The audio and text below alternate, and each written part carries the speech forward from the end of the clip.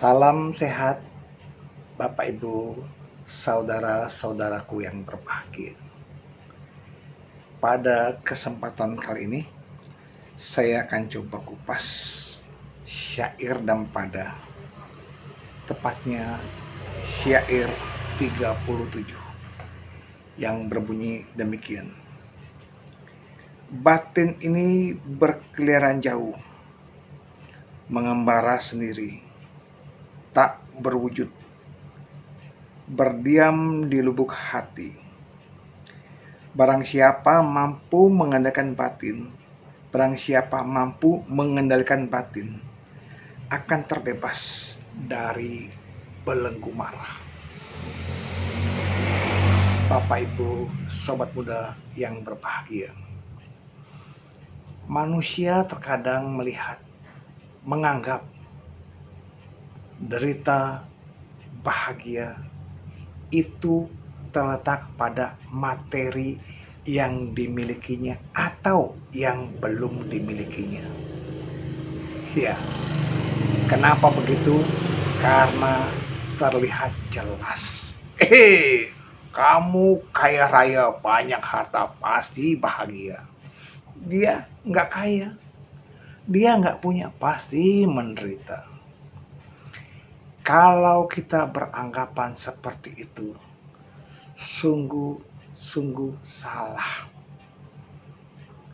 Kenapa salah? Karena bahagia atau menderita bukan diukur dari materi. Memang dengan materi seseorang bisa membeli makanan, bisa membuatnya kenyang, tetapi materi tidak bisa menghilangkan rasa lapar batin. Dengan materi seseorang bisa berjalan ke sana, berjalan kemari, rekreasi ke sana kemari, tetapi dengan uang itu mereka tidak bisa membeli rasa bahagia. Dengan berbagai macam uang yang dia miliki, dia bisa beli obat-obatan untuk menjaga kesehatannya, untuk menyembuhkan penyakitnya, tetapi dia tidak bisa membahagiakan. Itulah. Jadi kebahagiaan bukan karena materi yang dimilikinya. Bapak, Ibu, sahabatku yang berbahagia. Ternyata batin yang kadang-kadang sering dipersalahkan jadi masalah. Wah, gara-gara begini batinku sengsara menderita, gara-gara panas, gara-gara dingin, gara-gara lapar, gara-gara kekenyangan, gara-gara akhirnya batin yang dipersalahkan. Bukan itu permasalahannya. Bapak, Ibu, sobat muda yang berbahagia. Ketika kita tinggal di Indonesia pada musim panas, panasnya sangat menyengat. Apakah kita perlu menderita karena panas itu? Tidak. Dengan panas yang ada, kita bisa berpikir positif. Oh, panas ini akhirnya bisa mengeringkan jemuran-jemuran baju atau menjemur kasur. Itu loh, dengan panas yang kita miliki, kita bisa berjemur di pagi hari agar sehat. Wah, ini loh, banyak kelebihan yang kita bisa miliki. Kita bisa puas dengan apa yang kita miliki, yang kita hadapi. Oh, di sini hujannya dingin, becek, banjir, bagaimana? Jangan salahkan hujannya, tetapi kitalah yang akhirnya, yang awal-awalnya membuat kondisi sampah-sampah mampet di selokan-selokan. Karena apa? Selokan bukan tempat sampah ya. Itu padahal kita sudah belajar membuang sampah pada tempatnya. Akhirnya ketika alam bersikap demikian, haruskah kita mengeluh? Disinilah letak bagaimana batin menilai. Oh, kenapa saya belum puas dengan uang yang sekian? Berapapun uang yang kita pegang, nggak pernah ada kata cukup. Bila kita hanya memikirkan kepentingan nafsu indrawi kita, nggak akan pernah puas, nggak akan pernah cukup. Tetapi bila kita menggunakan secara bijak, maka seberapapun uang itu kita miliki cukup. Wah, saya butuh ini ya, butuh ya, butuh, bagus. Nah, tapi ketika kita ingin, pasti nggak cukup. Romo, apakah saya nggak boleh menikmati harta saya? Silakan. Kita sudah bekerja keras, tentu ada dong waktunya kita untuk menikmati. Tetapi jangan lupa, kita pun harus menyisihkan untuk kelangsungan usaha kita. Misalnya untuk transportasi, untuk makan, untuk bayar listrik, bayar PAM, itu bagian dari kebutuhan kita. Nah, juga pakai untuk kepentingan berdana, berbuat baik. Ini loh yang bisa memelihara harta kita. Ya, di antaranya juga kita bisa menyisihkan untuk ke resepsi teman kita, resepsi pernikahan atau ulang tahun. Kita siapkan. Bapak Ibu sobat muda yang berbahagia, tentu kita pun ada bagian dari menyimpan. Karena apa? Karena ada satu saat kita mungkin sakit atau ada hal-hal yang memang kita butuh secara mendadak. Oleh karena itu, bersikap ariflah dalam hal keuangan. Jadi bahagia itu ya kembali pada batin kita. Ketika melihat sesuatu yang memang mungkin tanda petik ya, Anda nggak cocok ya, kok buat saya ini menderita. Bagaimana supaya nggak menderita? Abaikanlah. Ya misalkan ya pada satu saat sedang berupacara, sound systemnya sangat memengkakkan telinga kita. Aduh, ini pakai mana? Apa kita perlu marah-marah? Tidak. Kita alihkan. Alihkan bagaimana? Kita alihkan pendengaran pada hal-hal lain. Oke lah, kita mendengar suara itu dengan jelas, tetapi sayup-sayup saja kita dengarkan. Ya, kalau emang nggak kuat, tutuplah telinga sebagian untuk memperkecil suara itu.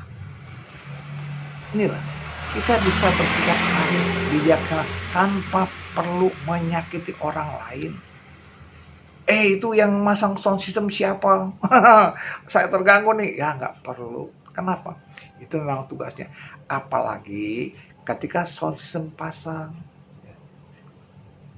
Kami pernah mengadakan acara di 17 Agustusan di RW.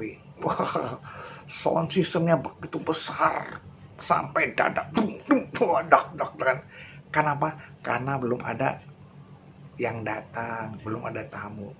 Tetapi pada saat tamu datang dan banyak, nyaris suara itu sama saja. Karena apa? Bagaimana kita menerima secara bijak. Bapak Ibu sahabat muda yang berbahagia, derita apa yang kita alami, hal yang wajar. Tetapi jangan jadikan sebagai duka ekstra. Wah, saya nggak ketemu teman saya ini, duka, penderitaan. Betul. Ketika tidak bisa bertemu dengan orang yang kita cintai adalah wujud duka. Tetapi jangan timbulkan sampai melekat. Kalau nggak ketemu dia, kacau nih, bumi berhenti berputar. Sebegitu hebatnya. Jangan ya. Atau mungkin bertemu dengan orang yang tidak kita sukai. Haruskah kita membencinya? Tidak ya. kita bisa alihkan ke hal-hal lain. Bapak, Ibu, sahabatku yang berbahagia, dalam pertemanan, dalam komunikasi dengan orang lain, bisa saja kita ada miskomunikasi, salah pengertian, akhirnya timbul pertengkaran, timbul permusuhan.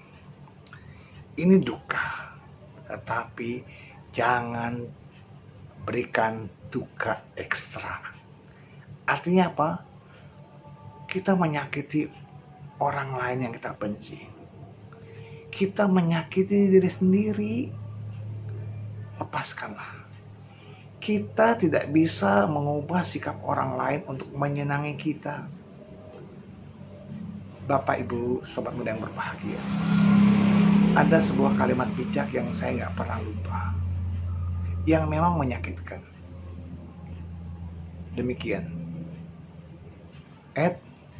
Ingat, tidak semua orang suka dengan kamu. Waduh, begitu dengar kalimat itu, saya beranggapan, wah, ada orang yang membenci saya. Padahal tidak. Kenyataan, memang kita tidak bisa membahagiakan semua orang. Maunya sih kita membahagiakan semua orang suka pada kita, semua orang tertarik dengan kita. Nggak bisa. Seramak tamak apapun Anda, sesopan apapun Anda, sebaik apapun Anda, pasti ada yang tidak suka. Ya, termasuk pada saya, kepada kita semua. Saya sudah baik sekali pada semua orang, sudah sangat ramah, sudah sangat dermawan. Masih ada yang gak suka. Itulah dunia. Ya. Oleh karena itu, ketika menghadapi kondisi ini, terimalah dengan lapang dada. Jangan hanyut dengan perasaan. Ingat, perasaan bahagia, perasaan takut, perasaan sedih, marah, emosi, itu bisa muncul karena ada kondisinya. Dan itu adalah timbul lenyap, tenggelam. Berubah. Dan tidak ada yang merasakan itu. Yang ada hanya perasaan. Kalimatnya tinggi banget ya. Tetapi itulah, sulit memang memahami. Pak, saya merasakan, Pak. Cobalah. Ambil contoh, pada saat sakit gigi, gigi juga pakai pada perih sakit kan. Coba lihat, siapa yang sakit? Yang sakit cuma gigi. Ya, ikuti denyutnya, not. Nikmati. Lama-lama kita akan merasakan, yang sakit gigi itu akan hilang dengan sendirinya. Tentu kita obati. Kalau nggak ada obat juga, ambil air bening, air jernih, lalu aduk dengan garam sedikit ya. Kita kumur-kumur, berkurang rasa sakitnya. Oleh karena itu, Bapak, Ibu, sahabatku, batin inilah kadang-kadang kita kalau tidak mengamati, melihat, akhirnya kita dipermainkan. Contoh yang paling gampang, ketika mata melihat yang indah-indah, mata melihat yang tidak suka, siapa yang bermain? Ya seolah-olah mata saya melihat. Yang tahu itu penglihatan, yang tahu itu bentuk siapa? Pikiran. Kita tahu, oh itu meja, itu kipas angin, itu buku, itu bunga. Benar, mata melihat, tetapi yang mencatat pikiran. Coba mata kita menatap kosong, adakah yang kita lihat? Tak ada. Oleh karena itu, hati-hati dengan batin ya. pencerapan, perasaan, bentuk pikiran, kesadaran. Oleh karena itu, belajarlah pelan-pelan. Saya melihat, saya mendengar, saya berbicara, ya, tapi itu hanya proses, bukan saya. Ya, nanti ketika kita belajar Abhidhamma akan bisa mengerti kepada hal itu. Pelan-pelan. Yang melihat adalah dari mata, lalu tercatat oleh kesadaran. Kembali Bapak Ibu, Sobat Muda yang berbahagia, kepada perasaan. Rasa senang, rasa suka, rasa emosi. Berbicara pun, ketika berbicara diikuti dengan rasa. Kalau itu rasa suka, maka ucapan kita akan baik, akan indah, akan penuh rayuan pada saat suka. Rasa-rasanya dunia ini milik kita. Melihat pun indah semua karena adanya rasa suka. Tetapi ketika mulai muncul rasa tak suka, beda. Yang tadinya berbicara dengan penuh kesabaran, dengan penuh keindahan, lalu akhirnya penuh emosi. Ditanya sama orang yang tidak kita suka, Mas, mau kemana? Mau apa? Mau ikut? Tahu ya, emosi. Jadi ketika kita penuh dengan kebencian, rasa tidak suka, emosi yang berjalan. Tetapi ketika suka, beda. Bagaimana ketika kita takut?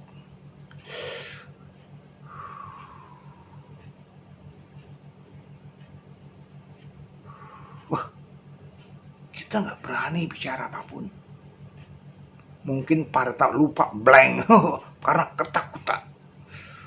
Oh, semuanya kita bayangkan yang menyeramkan. Bahkan cacing saja bisa kita lihat sebagai ular.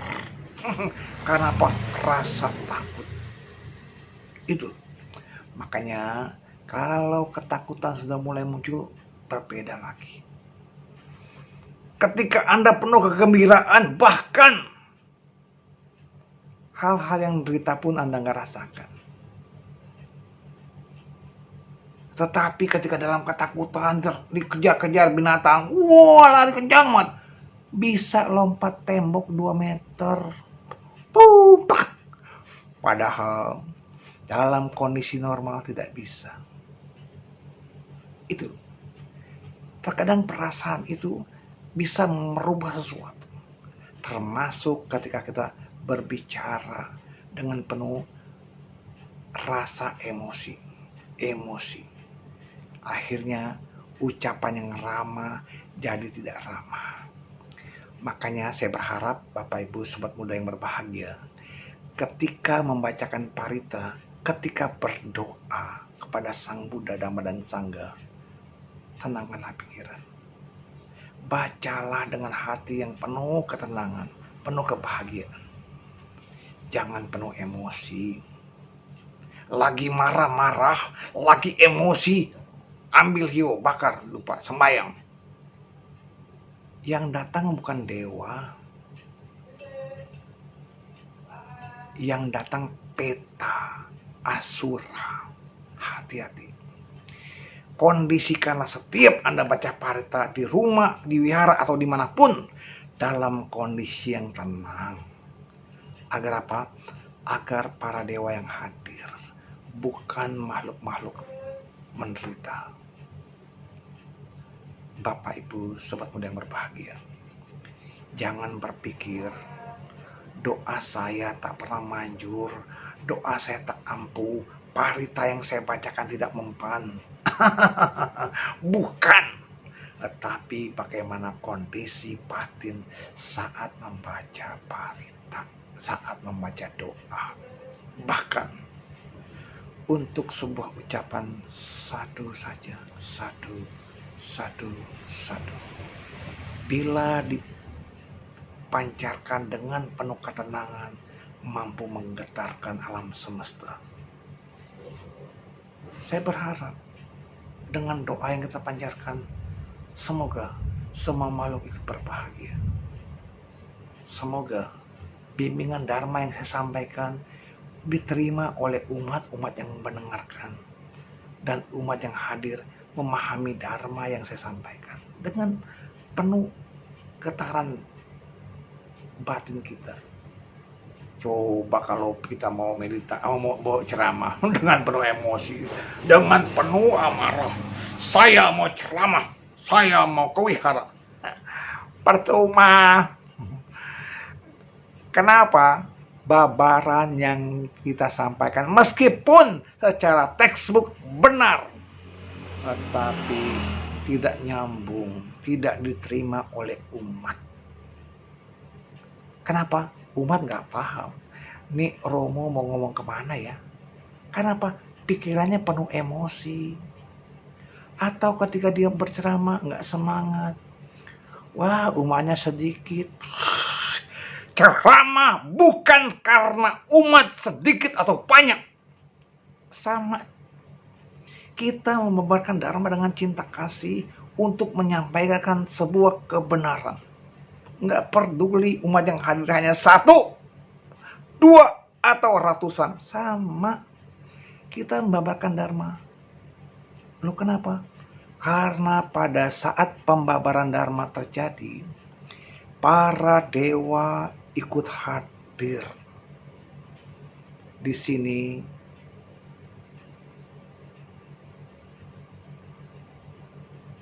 para dewa hadir. Artinya apa? Kita bukan ceramah hanya kepada para manusia, juga kepada makhluk lain. Mereka ikut mendengarkan.